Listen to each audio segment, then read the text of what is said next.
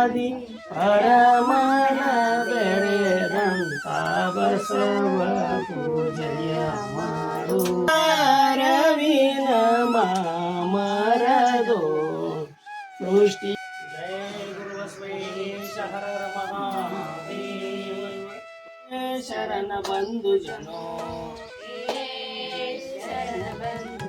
जाति बंध तोडुनी धर्म तत्व घेऊनी मुक्ती स्वातंत्र्यास्तव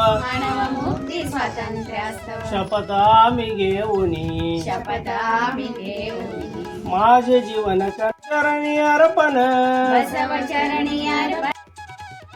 जय बसव राजा भक्त जन सुरभुजा जय तु महाकारणिक लिंग देवन गण तेजा जय तु करुणा सिंधु भजक जन बंधु जय इष्टदायका रक्षिसो श्री गुरु बसवा रक्षिसो श्री गुरु बसवा रक्षिसो श्री गुरु बसवा। जय गुरु बसवेश्वर हर महादेव। गुरु बसवेश्वर महात्मा की जय। जय माता कमानी माता की जय। सकल शरण संतो की जय। शरणो शरण। ओम श्री गुरु बसवलिंगाय नमः। सर्वांना शरणो शरणार्थी। आज गुढीपाडवा, गुढीपाडव्याच्या सर्वांना हार्दिक हार्दिक शुभेच्छा।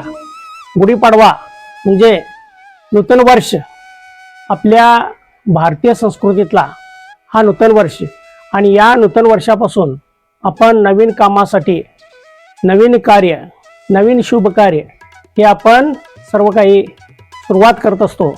त्याच पद्धतीनं महात्मा बसवेश्वरांनी 12व्या शतकात अनुभव मंटपाची नावाची एक मोठी संस्था स्थापन केली होती आणि ही संस्था म्हणजे सर्वांना, सर्व घटकांना, समाजातल्या सर्व घटकांना यामध्ये प्रवेश होता आणि यामध्ये कोणताही भेदभाव नव्हता। यामध्ये स्त्री समानता, सर्व जाती धर्मातल्या लोकांना समान स्थान यामध्ये होतं आणि प्रत्येकाला आपले विचार मांडण्याचं, बोलण्याचं अधिकार होतं। आणि या ठिकाणी महात्मा बसवेश्वरांनी एक पीठ स्थापन केलं होतं, ते शून्यपीठ।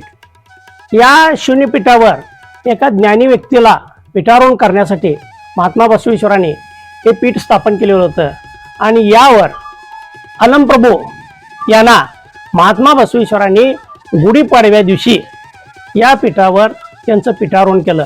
आणि महत्त्वाचं म्हणजे याच दिवशी त्यांचा वाढदिवस आणि याच दिवशी त्यांचं पीठारोहण करून या गुढीपाडव्याचं औचित्य साधून या अनुभव मंटपाच्या कार्याचं त्यांच्या अध्यक्षतेखाली कार्य हे या गुढीपाडव्यापासून सुरू झालं आणि त्याचंच औचित्य साधून आम्ही या गुढीपाडव्याच्या दिवशी महात्मा बसवेश्वरांच्या प्रतिमेचं पूजन, त्याचबरोबर अलमप्रभूंचं पूजन आणि त्याचबरोबर हे लिंगायत धर्म संस्कृती पद्धतीनं अशा पद्धतीचं कार्य आम्ही या ठिकाणी पूर्ण केलेलं आहे।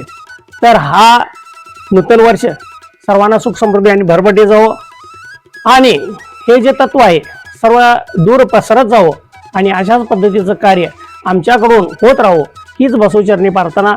जय गुरु बसवेश हर हर महादेव।